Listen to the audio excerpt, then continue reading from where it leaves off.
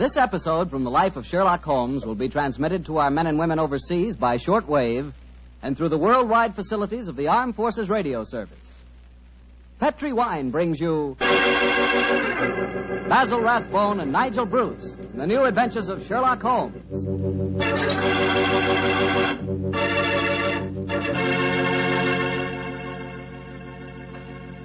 The Petri family, the family that took time to bring you good wine, invite you to listen to Dr. Watson tell us another exciting adventure he shared with his old friend, that master detective, Sherlock Holmes.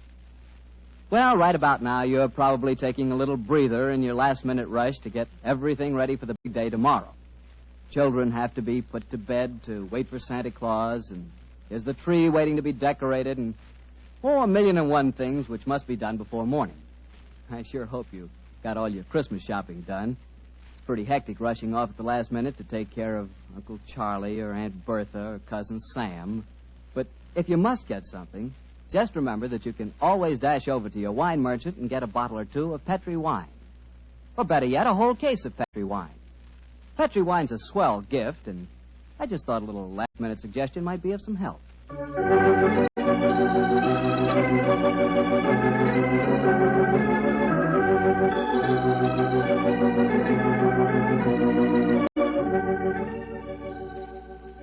And now I'm sure our good friend Dr. Watson's waiting for us, so let's go in and join him. Come in. Ah, there you are, Mr. Bartell. Oh, say, Doctor, I can see you're going to have yourself quite a Christmas. Big tree in the corner with colored lights on it. Where'd you get those? Table covered with presents? You must be mighty popular. They aren't all for me, my boy. You see, I'm having a Christmas party tomorrow for my housekeeper's little nieces. Oh. I'm going to dress up as Santa Claus for them. Well, I'm sure you look very convincing in the part. Oh, by the way, Doctor, I brought you a little present. Ooh, Here it is. I hope you'll like it.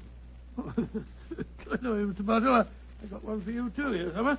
Oh, you mustn't open it until tomorrow. Here you are, my boy. Thanks a lot, Doctor. And now, how's about tonight's story? Last week you told us you'd chosen an adventure with a lot of Christmassy atmosphere. Yes, Mr. Bartell. My story begins on another Christmas Eve many, many years ago. To be exact, in 1886. The time the adventure occurred, I must confess I didn't quite understand what was going on myself. In fact, I never did quite make head or tails of it until Holmes took pity on me later and explained the whole thing. But I shan't try to confuse you, Mr. Bartell. I'll tell you the story exactly as it happened. Right you are, Doctor. Let's go. Very well. On that Christmas Eve in 86, I was standing in our Baker Street rooms, dressed in the costume of Santa Claus. Holmes, his long, thin fingers pressed together, lay back in an armchair and gazed at me quizzically, while our housekeeper, Mrs. Hudson, stood by the door and... Dr. Watson, you make a grand Santa Claus. Doesn't he, Mrs. Hudson? Try the beard on, Watson, old chap. I'm afraid this is going to be a little uncomfortable. How does it look? Oh, you look just like the old man on the Christmas cards, Doctor. Yes, Watson. It really becomes you. The cheery twinkle of the eyes, the ruddy complexion, and the appropriate girth.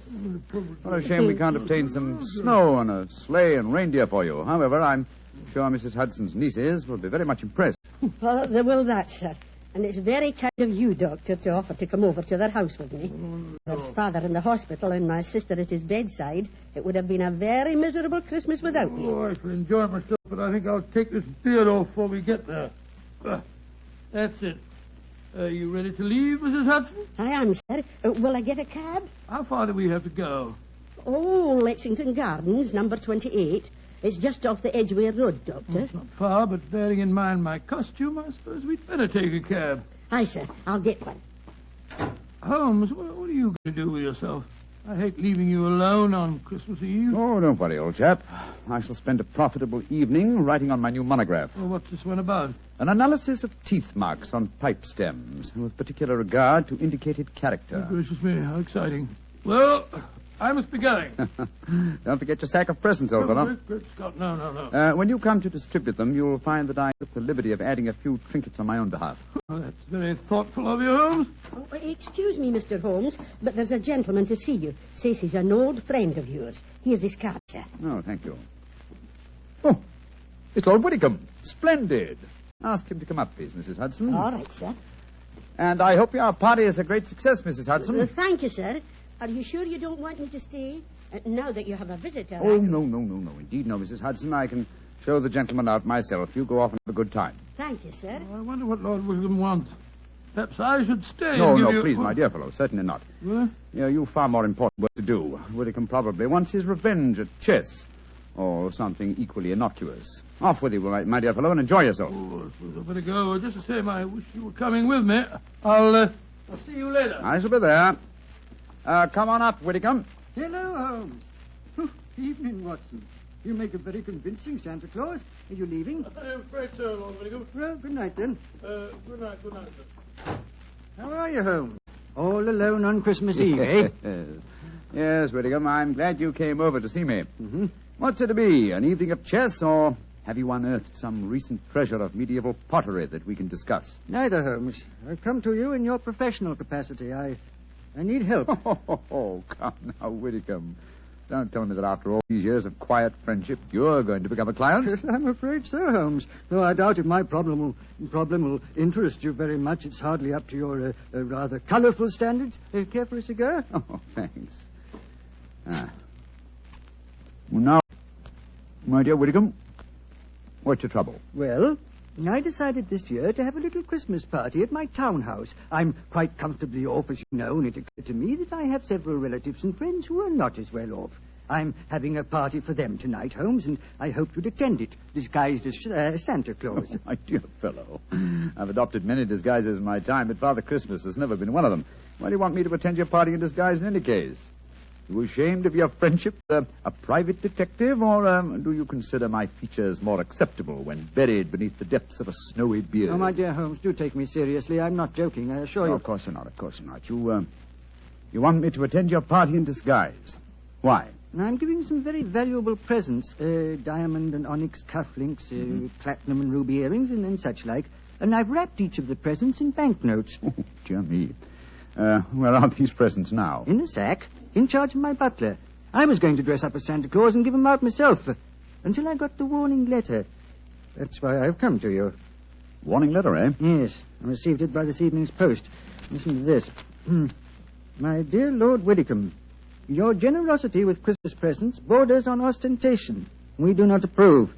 Either we receive £5,000 in sovereigns at Post Restaurant, Box 379 by 6 o'clock on Christmas Eve, or I'm afraid your Christmas party will be conspicuous by its absence of presents. Let me see that note, Whitcomb, will you? Yes, here you are. Thanks. Plain paper, torn from a penny notebook. The writing is obviously disguised. By George, yes. Whitcomb, I accept the case. I'll come with you to your party at once, and furthermore, I shall follow your suggestion regarding a disguise.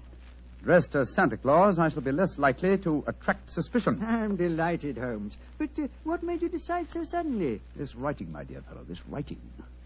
Oh, it's in a false hand. I'd know that characteristic M in my dear Whitcomb. I've seen it too often at the beginning of a signature. Moriarty. Moriarty? Who's he? Oh, one of the cleverest and most unscrupulous criminals in England. Whitcomb, there's no time to be lost. Let me see now. 6:30. Half an hour down the deadline given you in this letter. We must go to your house at once.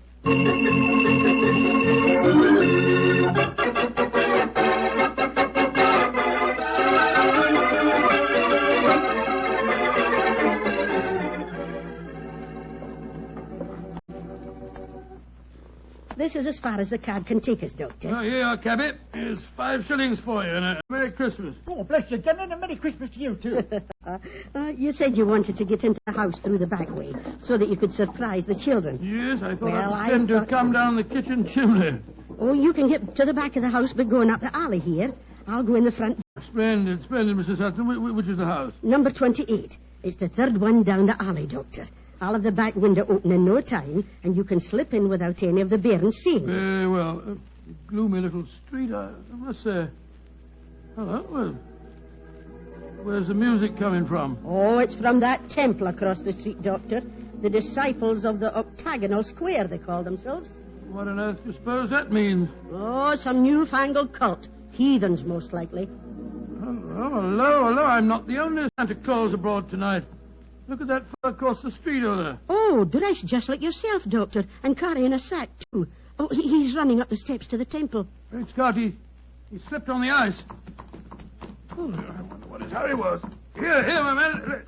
Be careful now, Doctor. Don't trip yourself. Here, now. Give me a hand. Thank you, sir. Silly of me, what's in it? Oh, we Santa Clauses have to help each other, you know. Up you come. That's it. Whoop. Oh, gracious me. Doctor, I told you to be careful. Oh. Now you've fallen, too. Oh, it's this confounded red coat of mine. It tripped me up. Oh, did you hurt yourself, sir? No. I'm all right, I think. How about you, sir? Well, I'm all right, thanks. Oh. Silly of me to run, wasn't it? Here's your sack, sir. Thank you. Good night, and Merry Christmas. Good night, same to you. Same to you. Oh, he went into the temple. Must be a disciple of the octagonal square. You're sure you're no hurt, Doctor? No, of course not, Mrs. Hudson. Give me my sack, please. Thank you. Your sister's house is the third one down this alleyway, you say? I'll hurry and open the back window. Yes, I'll be waiting for you, Mrs. Hudson. This is going to be rather fun. What a shame Holmes isn't with us. Oh, well, he's probably happier having a good game of chess with Lord Widdicombe.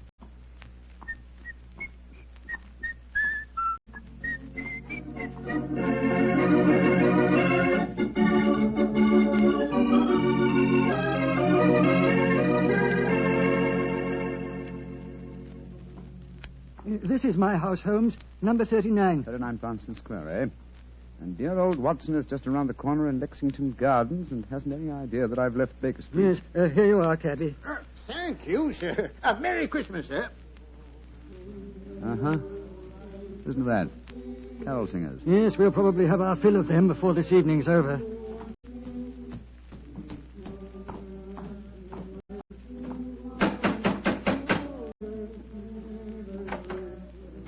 Good evening, my lord.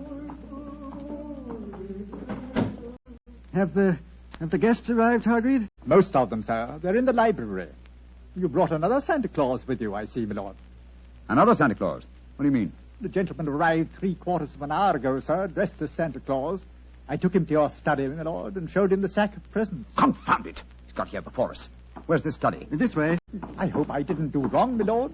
You told me that a gentleman dressed as Santa Claus would be coming here. Dear me. The gentleman appears to have gone. Yes, and the sack containing the presents with him. But he can't have left the house, my lord. I've been watching the front door. Yes, and while you were doing that, he slipped out through the window here. The catch is undone. Hargrave, describe this man. I can't tell you much about his appearance, I'm afraid, sir. He was dressed as Santa Claus, just like yourself. But I did notice one thing about him, sir. Oh? What was that? He lisped, sir. It was quite pronounced. Of course. Lou the Lisper. Who on earth is Lou the Lisper? One of Moriarty's most trusted accomplices. Fortunately, though, I've had news of him lately through my underworld grapevine. You know where he lives? He's reputed to have some connections with a new cult that calls themselves the Disciples of the Octagonal Square. Their headquarters are just around the corner from here. Let's go there at once. Of course, and Hargrave. Yes, sir. Get a message to Scotland Yard as fast as you can. Ask for Inspector Lestrade and tell him to join me at the Temple of the Octagonal Square in Lexington Gardens as soon as possible.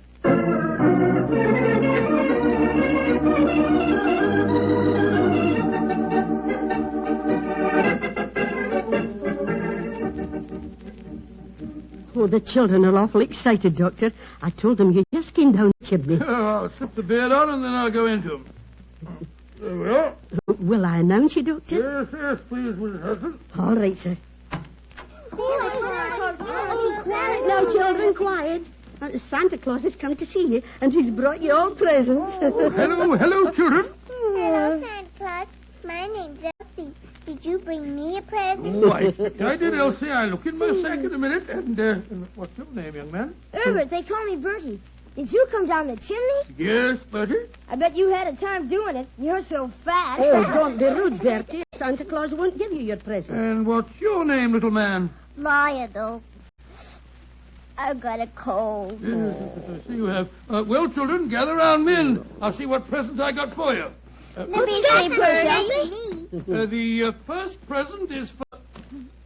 Oh, it's got me right. It says for Her Grace, the Dowager Duchess of Bewley. Oh, do you suppose Mr. Holmes has been playing a practical joke on you, Doctor? I suppose so, though I can't see the point myself. But he did say that he'd added a few trinkets of his own. I want my present. Then supposing you take this, Elsa. Oh, cool. Thank you. And this one is marked for the Reverend Arthur Carter. I knew what Holmes was up to. Here you are, Bertie. Cool, thanks. And this is for you, Arnold, because you've been a good little boy. It's very big, is it? I wanted the dog. Oh, wanted a dog for Christmas. Well, I'll bring you a dog next year, Arnold. Oh, is the Dr. dog- Watson. Yes? Oh, look at the wrapping on these presents, Doctor. Why, they're £20 notes. Great Scott. Oh, cool. Look what I Now, got. let me see. Why, cufflinks and diamond and onyx what's wrong? ones, unless I'm very much mistaken. I got pretty earrings. Look how they sparkle. Let me see, Elsie. Good gracious, I swear that these are platinum and rubies. What in thunder's going on? I want my earrings back. Give me back mine, too. Well, here you are, here you are. Dr. Watson, what do you suppose has happened? I don't know, Mrs. Hudson. Perhaps my toys are still at the bottom of the sack. I can't understand it. I wish Holmes were here instead of dozing in front of our fire in Baker Street.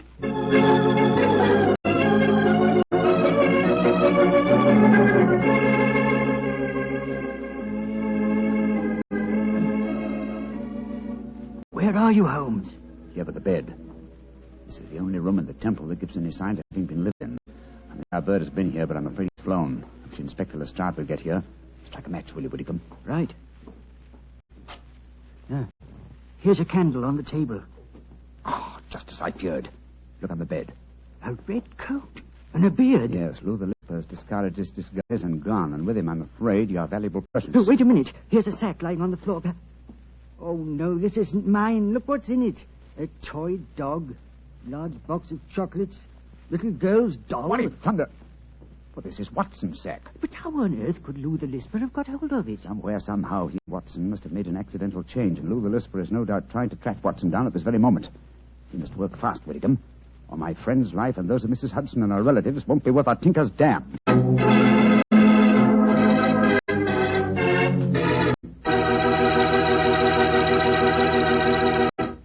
Now, Doctor, you can't break off your story there. Oh, yes, I can, my boy. Before I go on, I thought we'd have a glass of port just to freshen us up.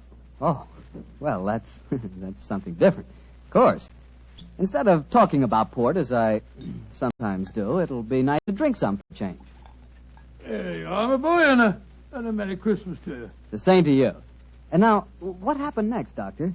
We left you at the children's Christmas party, and Sherlock Holmes and Lord Whittaker around the corner at the Temple of the Octagonal Square. Yes, Mr. Bartell, although at the time, of course, I had no idea what was going on. There I was, cheerfully handing out gifts worth, well, if not a king's, at least a baronet's ransom. While outside the Temple of the Octagonal Square, Holmes and Lord Whittaker were talking to Inspector Lestrade at Scotland Yard. There's the case in a nutshell, Lestrade. Yeah, seems to me, Lord Whittaker, you'd have been wiser to get in touch with Scotland Yard when you first got the warning note. We could have nabbed him when he came to your house and pinched the sack of presents. Lestrade, this is no time for post-mortems. We've got to reach Lou the Lisper before he finds Dr. Watson. You suppose he can do that, Holmes? It wouldn't be difficult. Lou the Lisper is nearly as clever as his master, Professor Moriarty. The chances are that you were followed when you came to Baker Street tonight, Whitcomb. It's equally likely that Watson and Mrs. Hudson were followed as they left it. Moriarty seldom leaves anything to chance. Well, where did Dr. Watson go tonight? Lexington Gardens. It's just around the corner from here. Well, then let's go there at once. Frighten our quarry away? No, Lestrade. We must use a little subtlety. Now, Lou the Lisper wishes to recover that sack of presents from Watson. How would he invade the party with the least possible trouble? By dressing up as Santa Claus again? No, I think he's overplayed that role for one evening. Well, then how would he try to get in, Mr. Holmes? Oh, come now, Lestrade. What group of people can enter any house on Christmas Eve without invitation and without creating suspicion? The carol Exactly, singers. my dear fellow.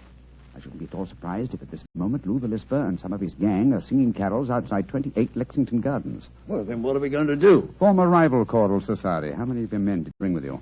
3. A sergeant and 2 constables. Wearing greatcoats? Yes, Mr. Holmes. But why? Good. They can hide their helmets and pretend to be singers. Come on. Let's go over there, and while we're walking, we'll rehearse our carols. We must appear reasonably convincing. Sound your A, Lestrade. Sound your A.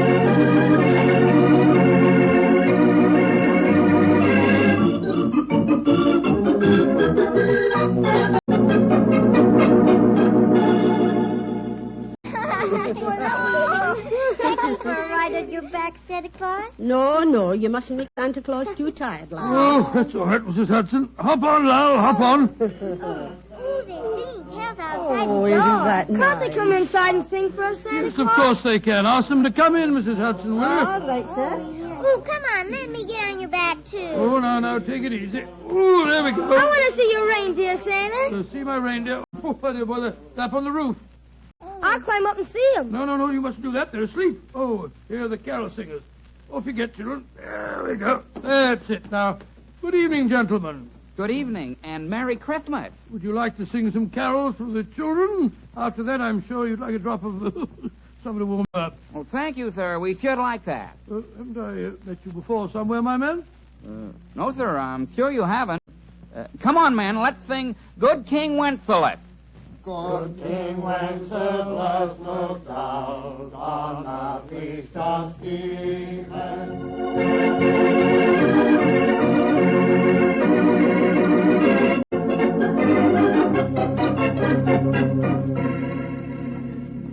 Well, here we are outside the house, Mr. Holmes. Now what? Shh. Listen. Uh-huh. Lou the Lisper and his men are already there. Are we going in now? In a moment. Now, men, you will have your truncheons handy? Yes, Mr. Holmes, we're ready. Splendid. Now, remember, when we're inside and I yell Merry Christmas at the top of my voice, you bring out your truncheons and get Lou the Lisper and his gang out of there as quickly as possible. Don't arrest them until you get them outside again, Lestrade. I don't want to frighten the children. Right you are, Mr. Holmes. We're ready. Just give us the word and we'll go in and get them.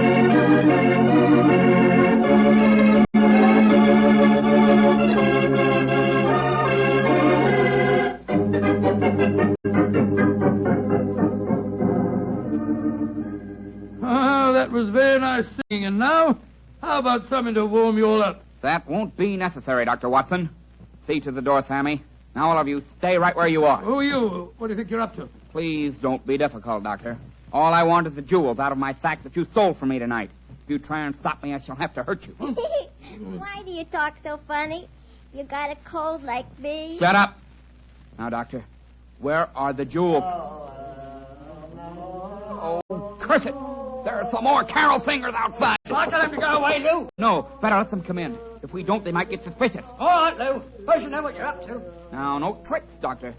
If you try and give an alarm, I shall have to get rough with Oh, you. I don't mind about that, but just remember that there are children present. Oh, yeah, matey. You're all here before you, eh? What you say, we all join a little carol for the nippers, eh? All right. What do you want to sing? Man, Up the Little Angels sing, eh? All right. Come on, men. Let's sing. Up the angels sing, glory to the newborn King. Merry Christmas!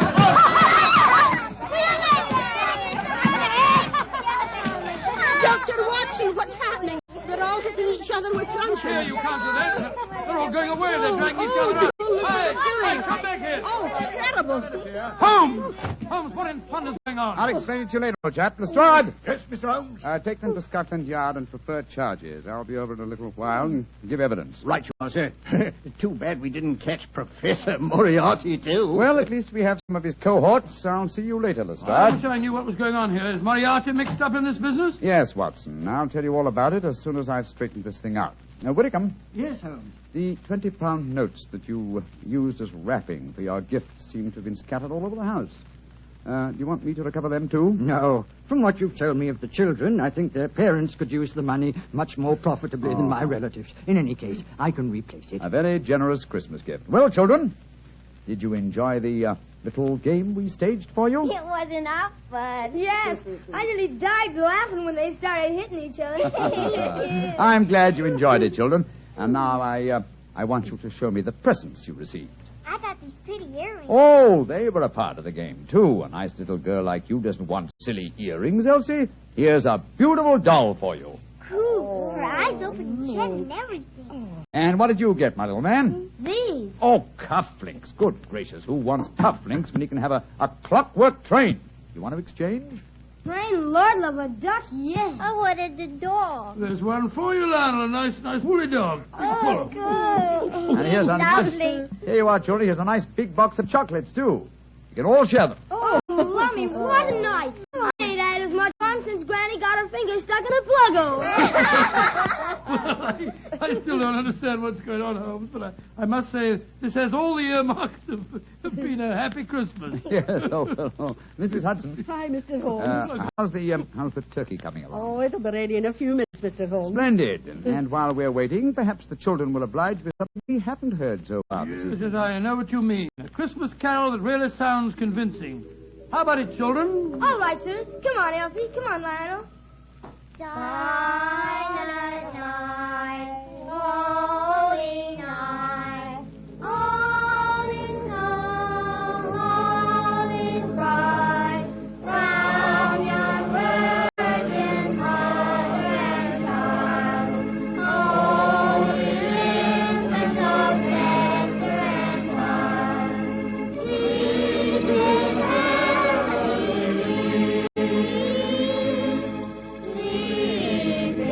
heavenly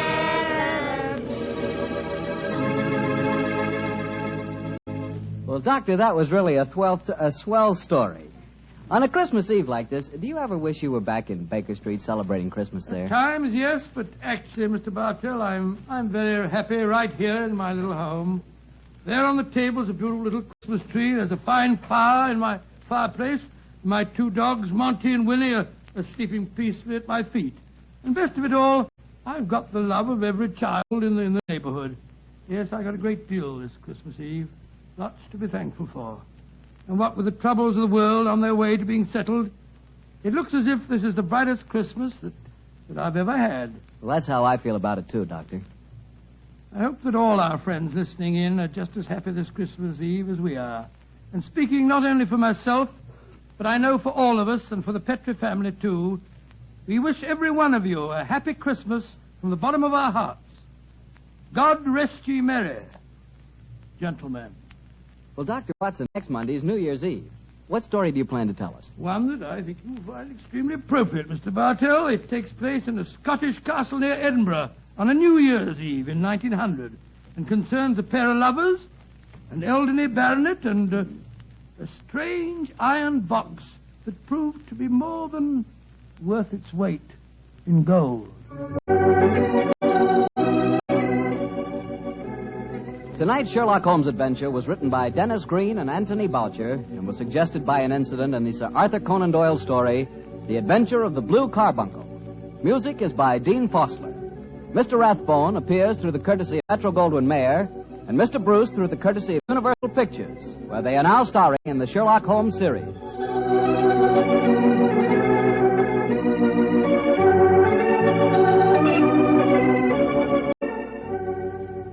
The Petrie Wine Company of San Francisco, California, invites you to tune in again next week, same time, same station.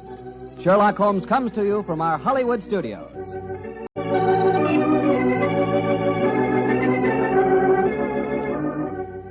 This is Harry Bartell saying good night for the Petrie family.